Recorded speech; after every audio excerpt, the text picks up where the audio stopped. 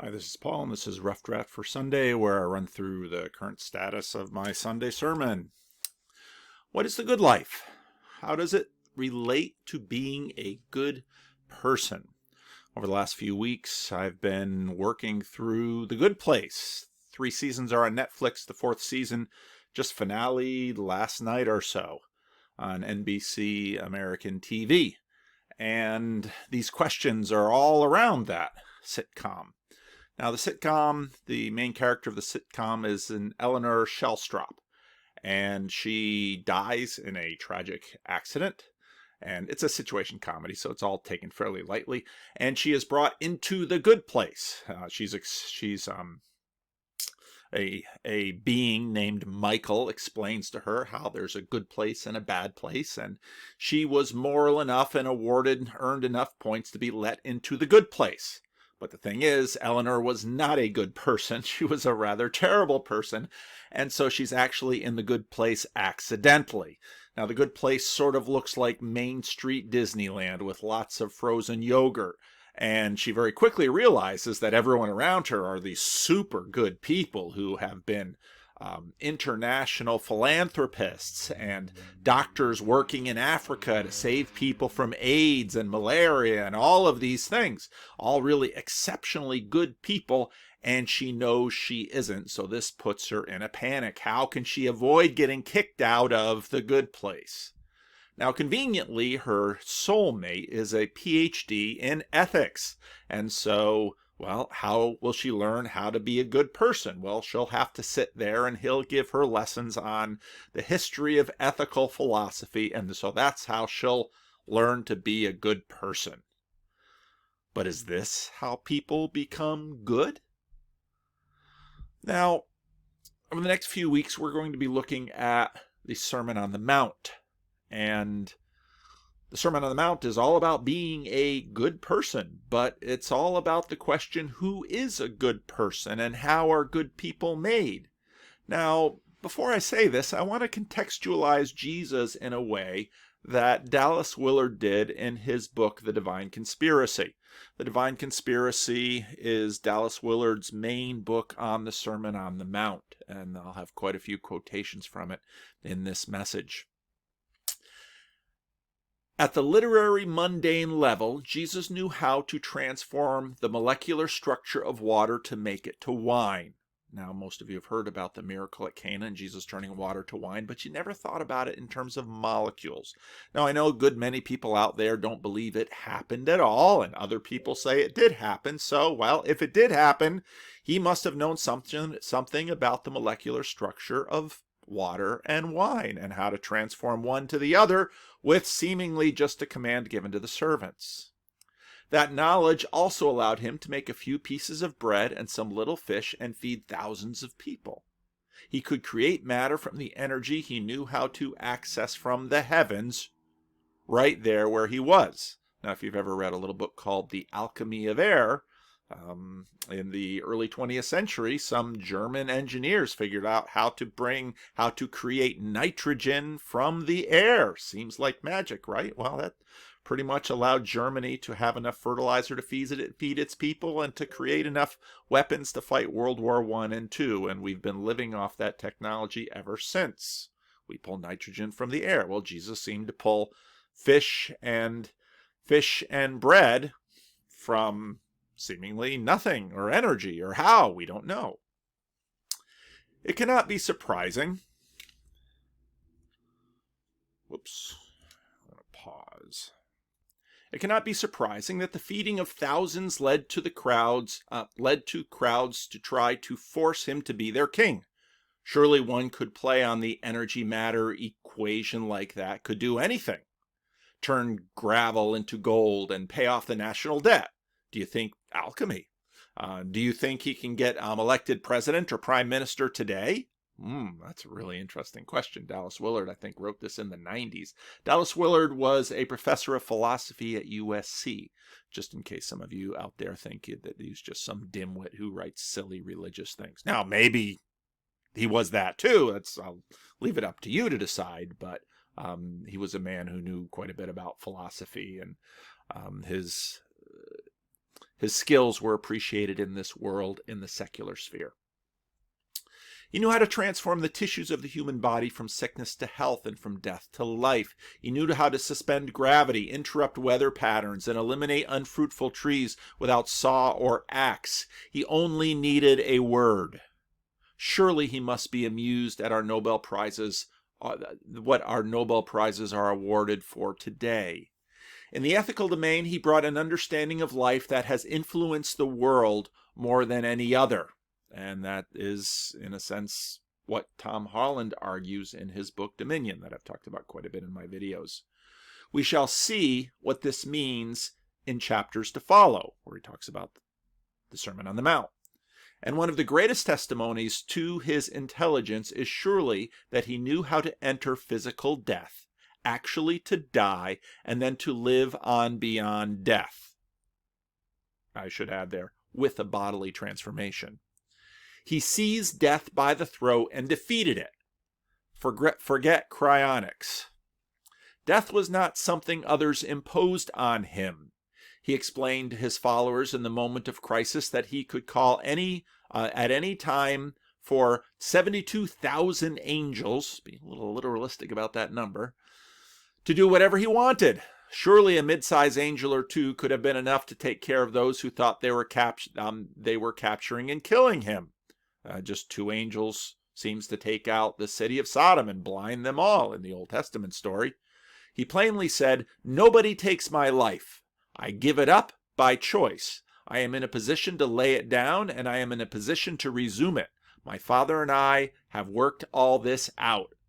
I'm not quite sure what translation he's using, but John 10:18. All these things show Jesus' cognitive and practical mastery of every phase of reality, physical, moral, and spiritual. He is master only because he is maestro. Jesus is Lord can mean little in practice for anyone who has to hesitate before saying Jesus is smart. Now, smart is usually one of the highest praises we give to someone. Oh, they're smart. He is not just nice. He is brilliant. He is the smartest man who ever lived. He is now supervising the entire course of world history, Revelation 1:5, while simultaneously preparing the rest of the universe for our future role in it, John 14:2. He always has the best information on everything, and certainly also on the things that matter most in human life. Let us now hear his teachings on what the good life is, and supposedly what a good place would be, and who is among the truly blessed. What we have come to call the Sermon on the Mount is a concise statement of Jesus' teaching on how to actually live in the reality of God's present kingdom available to us from the very space surrounding our bodies. It concludes with a statement that all who hear and do what he says will have a life that can stand up to everything. I love how Dallas Willard phrases that. That is a life for eternity because it is already in eternity. Matthew 7:24-25. As an outstanding thinkers before and after him have done, Jesus deals with the 2 major questions humanity always faces.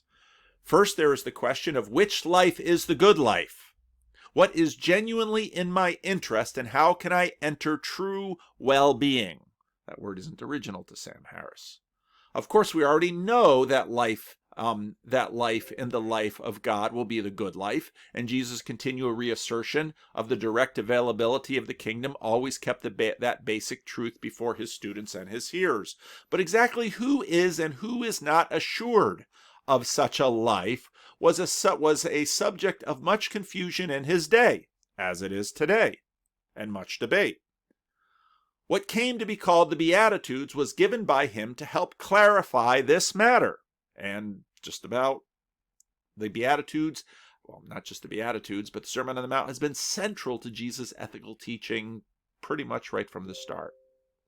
They and the final epilogue that accompanies them occupy Matthew 5:3-20. The second question Jesus deals with in the sermon concerns who is truly a good person. Who has the kind of goodness found in God himself, constituting constituting the family likeness between God and his children. This is dealt with in the remainder of the sermon from 520 to 722, which we will get to. Now, we might imagine that, well, as Dallas Willard, the Sermon on the Mount is this super important thing that everyone agrees with. Well, in the 1980s, Virginia Stem Owens, who taught at Texas A&M, decided to pass the copy out to her English class and see what they thought. Most of the students at my university come from middle-class conservative Republican families. Remember, this is in the 80s, the 1980s. The vices here, like the values, are traditional. Weekend drunkenness and sexual promiscuity, things a parent can understand.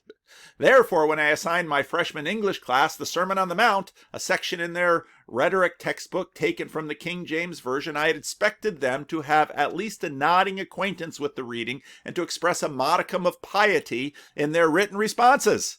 After all, Texas has always been considered at least marginally part of the Bible Belt. The first paper I picked up began with, "In my opinion, religion is one big hoax." It's 1987. I was mildly surprised, since this came from a student who had never expressed a single iconoclastic notion the entire semester. I glanced at the opening sentence of the next paper. There is an old saying that you shouldn't believe everything you read, and it applies in this case. Seems like the Sermon on the Mount, not necessarily easily embraced if you actually read it. All right, I thought, maybe this is just a fluke. I reached the third paper. It is hard to believe something that was written down thousands of years ago. It began, in the Bible, Adam and Eve were the first two people, and if they were then, where did black people come from? Also, the Bible says nothing about dinosaurs, and I think God would have mentioned them. And on it goes. Basically, her class hated the Sermon on the Mount. Now, her class, even in 1987, in the middle of Texas, in the middle of Bible Belt, lived in many ways decidedly secular lives. And one of the interesting things about The Good Place is that it's a, fairly secular show. Every now and then someone will talk about God, but it seems that we all sort of know what good and bad is. The YouTube algorithm pointed me to a very interesting video this week, what Japanese think of religions, which is a very interesting thing, because you would imagine, well, they're on the other side of the world, they'll have different ideas about religion. And if you ever read Shusaku Endo's great book, Silence, you'll know that, well, Christianity, ever since it was stamped out early on, really hasn't grown much in Japan. Well, the video was fascinating because we also sort of found both what Tom Holland and Christian Smith have asserted, that, well, kind of the same religion has gone all the way around the world of pretty much secular people in the developed world, especially the young. One young man says, "I want to be able to eat whatever I want and date whoever I want." That's morality. That's what it means to live a good life, and good people won't stand in your way. As Christian Smith called moralistic therapeutic deism, these two young women noted that I do end up praying for help when I'm in a bind. Now, they don't go to a Shinto shrine, and the maker of the video was pretty clear with them that you do the Shinto thing when you're trying to get help in this world. That's a shrine. You do the Buddhist thing when you're trying to basically escape reincarnation. So you do the Buddhist thing at funerals, and you do the Shinto thing to make life work. But when it comes to finding herself in a little bit of a bind, well, good old-fashioned Western prayer. I think it's okay for God to exist. I'm sure he appreciates your permission. And it's something important. I'm sure he appreciates that too. Very, very interesting that all of these assumptions about what is a good person, well, did they come from the Bible? Do we get them from the Sermon on the Mount? Well, in the 1980s, the students in Texas don't think so. And today, pretty much millennials all over the place would say, well, we all kind of know what religion is. There's a God out there that pretty much leaves us alone, wants us to have what we want, to feel meaning in life and to feel fulfilled in life, but won't get in the way of us having a good time. Now, The Sermon on the Mount begins with the Beatitudes, and one thing I've noticed is that the Beatitudes are sort of like the Beatles. Everybody loves to say they're great, but not a lot of people still listen to them. Because if anybody really read the Beatitudes and really thought about each line, sort of like these English freshmen getting a fresh take on it, they might stop and say, who wrote this stuff? Certainly not that Jesus who's supposed to be tolerant and nice and loving, that great moral teacher, because the stuff that he wrote here. Now, when Jesus saw the crowds, he went up on a mountainside. Now, notice they're not just saying geography. There's a lot going on there in terms of, Jonathan Peugeot type stuff. I can't mention that in the sermon because nobody in my church knows who Jonathan is, but you out there on YouTube land, he's going up onto a mountain. Is he like Moses? Is he going to give the law, a new law? And he sat down. Well, sitting is about teaching. His disciples came to him, and he began to teach them. So he sits on the mountain, sort of as a king, sort of as an authority, sort of as Moses, sort of as the intermediary between God and the earth below, and he sits down to teach, and his disciples gather around him. Very symbolic, very Jewish. And this is what he has to say. Blessed are the poor in spirit, for theirs is the kingdom of heaven. Blessed are those who mourn, for they will be comforted. Blessed are the meek, for they will inherit the earth. Blessed are those who hunger and thirst for righteousness, for they will be filled. Blessed are the merciful, for they shall be shown mercy. Blessed are the pure in heart, for they will see God. I thought nobody's supposed to see God. Blessed are the peacemakers, for they will be called children of God. Blessed are those who are persecuted because of righteousness, for theirs is the kingdom of heaven. It sort of frames it. See verse 3 and verse 10. Blessed are you when people insult you, persecute you, and falsely say all kinds of evil things against you, even on Twitter, because of me. Oh. Rejoice and be glad, because great is your reward in heaven. For in the same way they persecuted the prophets who were before you. Now again, I've seen many people pull this out, and everyone lives in reverent silence and says, ah. But that's again sort of like listening to the Beatles. Were the Beatles really that good? Or does just everybody love them because everybody loves them? Now, Jesus didn't invent Beatitudes. You can find them all over the Old Testament. In one way, if you have some really flashy Bible software, is you can search the Greek, and there's the Old Testament translated into the Greek sometime in the 1st century BC in Alexandria. And so you can look at the Maccarois, which are the Beatitudes, and the Psalms are full of them. They're some of the best places to find Beatitudes. One of the things you'll notice right away is that different Bible translations don't quite know how to handle them. So the New Revised Standard Version would say, happy are those who do not follow the advice of the wicked. Whereas the NIV would say, blessed is the one who does not walk in the step with the wicked, or stand in the way that sinners take, or sit in the company of mockers. So what you'll find as I read through some of these Beatitudes is that they sound very religious, and religious in terms of like churchy stuff. And kiss the Son, or he will be angry on your way, and your way will lead to your destruction, but his wrath will flare up in a moment. Blessed are all those who take refuge in him. Decidedly on the side of power. Blessed is the one whose transgressions are forgiven, whose sins are covered. Blessed is the one whose sin the Lord does not count against them, and in whose spirit is no deceit.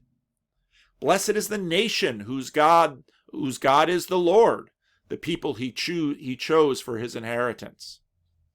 Blessed is the one who trusts in the Lord, who does not look to the proud, to those who turn away to false gods. Blessed are those who have regard for the weak. The Lord delivers them in times of trouble. Is that sort of like what we saw in the Beatitudes? Well, blessed are those who have regard for the weak. It's again, do the right thing and you will be rewarded with the right thing.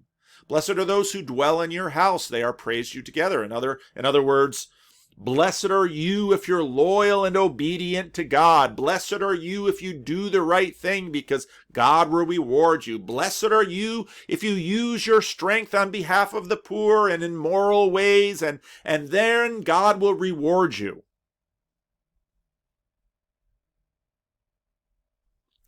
Beatitudes are pronouncements of future blessings here below. If you do the right thing, God will bless you.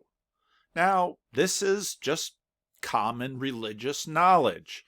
I've been talking about Tom Holland's book Dominion quite a bit, and I'm reading up on a bunch of his other books and also finding a lot of very interesting things in them. In his book about Islam, The Shadow of the Sword, talks about winners were the favorites of heaven. Even Christians whose God had died as a convicted criminal nailed to a wooden cross might succumb to this presumption. Eusebius certainly took it for granted. How could he not have done so, when he had the spectacle before him of a Roman state that for centuries had been gore-streaked with Christian blood, miraculously transformed into the bulwark of the church?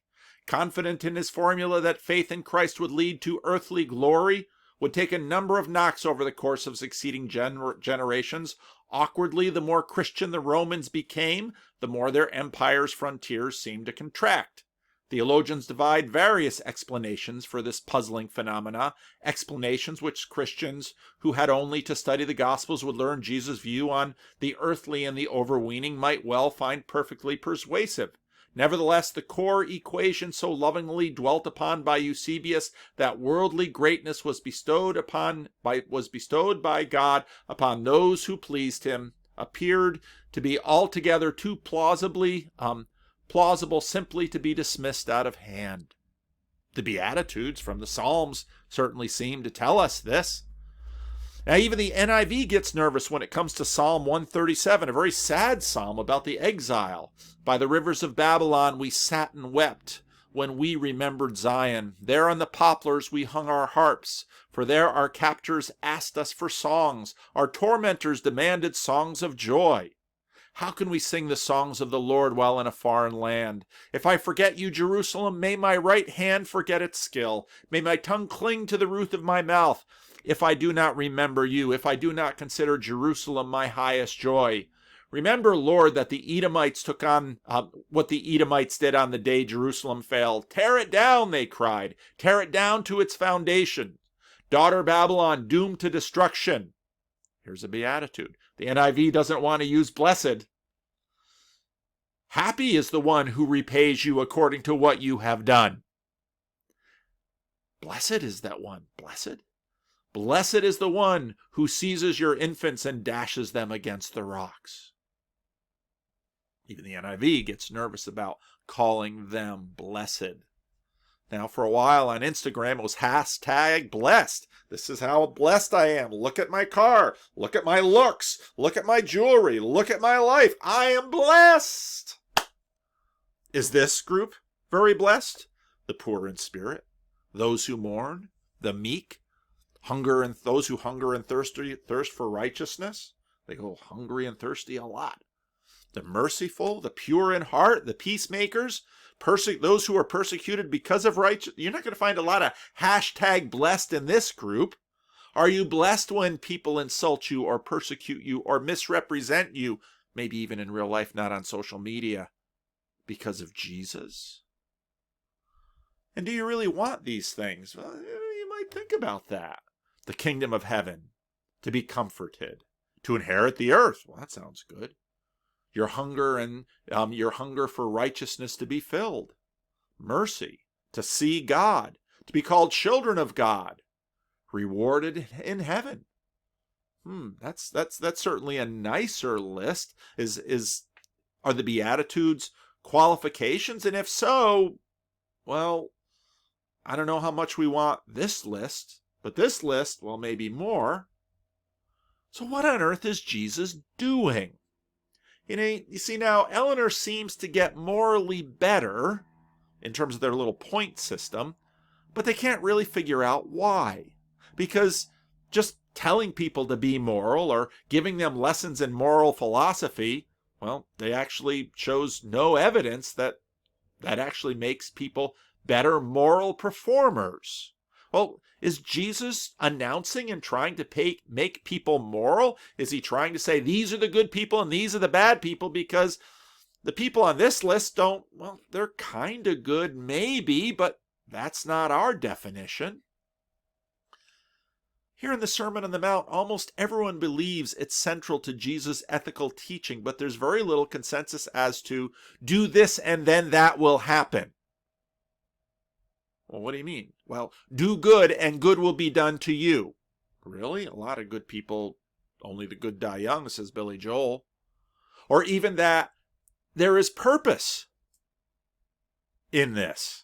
Well, what is the purpose of the Sermon on the Mount? What are the purpose of these Beatitudes? They don't look like the Beatitudes of the Psalms, but Jesus clearly has the Psalms in mind and this Beatitude formula when he gives it, and the kinds of things he says don't seem to line up.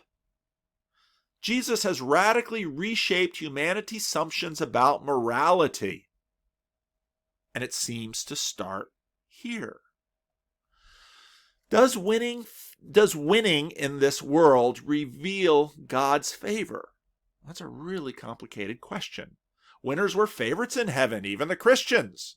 And in fact, in Tom Holland's The Shadow of the Sword, this becomes a real issue when in the East, with the rise of Muhammad and all his with all his victories by the sword, Christians lost, and they lost big in the East. Well, does that reveal God's favor? Well, the Muslims thought so. Well, suddenly the Christians had to think again. Now, listen to this list again and ask yourself, does this describe Jesus? And even that's not easy. And you might ask, when? The poor in spirit. Now, poor in spirit, this is hotly debated, but it seems to be connected to the Old Testament. And these are people who have no other options, who have been victims in the world, who have gotten the short end of the stick in life. And Jesus says these people receive the kingdom of heaven. And those who mourn, well, they'll be comforted. And the meek, people who don't even stand up for themselves, they'll inherit the earth. Steve Martin's leap of faith, all the meek get is the short end of the stick. Yeah, if you look around, that's true. Those who hunger and thirst for righteousness, they'll be filled, Jesus says. Those who are merciful, well, usually if you're merciful, you just get taken in this world. They'll be shown mercy. When? Where? The pure in heart, those without guile, those who are simple and good to one another, they'll see God. There's a relationship between purity of heart and seeing God. It probably has something to do with having absolutely no pretense about your moral superiority or your moral superiority based on your achievements. They simply receive from God. The peacemakers, whose work is never done, they'll be called children of God or sons of God. Well, what do I mean sons? Am I making a comment about sex or gender? No, because in that culture, sons were heirs. They were representatives of the Father King. He's a peacemaker. Those who are persecuted because of righteousness, for theirs is the kingdom of heaven. And when people do it to you, because that's what they did to the prophets, who said awkward things to the mob, things mobs didn't like to hear, and therefore became the victims of the mob. But where in this world do we see this happen? Well, we see it in Jesus, and we see it on the cross. And Jesus doesn't necessarily say, the old system of seeing winners, that you can't really say that God hasn't blessed the winners with winning. But it's not that simple, and it's not that easy, and you'd better not draw that conclusion too quickly. And you can simply know this from the book of Job. That was around a very long time. So what then is Jesus saying about who is good and who is blessed? And what does blessedness look like in this upside down world? Well, actually, it looks like this. Because on the night he was betrayed by one of his hand-picked chosen few, who were going to represent him, he broke that bread and said, "This is my body given for you." And then he poured out a cup and he said, "This is my blood given for you." This is what blessedness looks like in my kingdom. And you might say, yeah, but this doesn't look anything like #blessed. This doesn't look anything like anyone around me wants to be blessed with. Well, who do you believe? Do you believe Jesus? Do you believe him?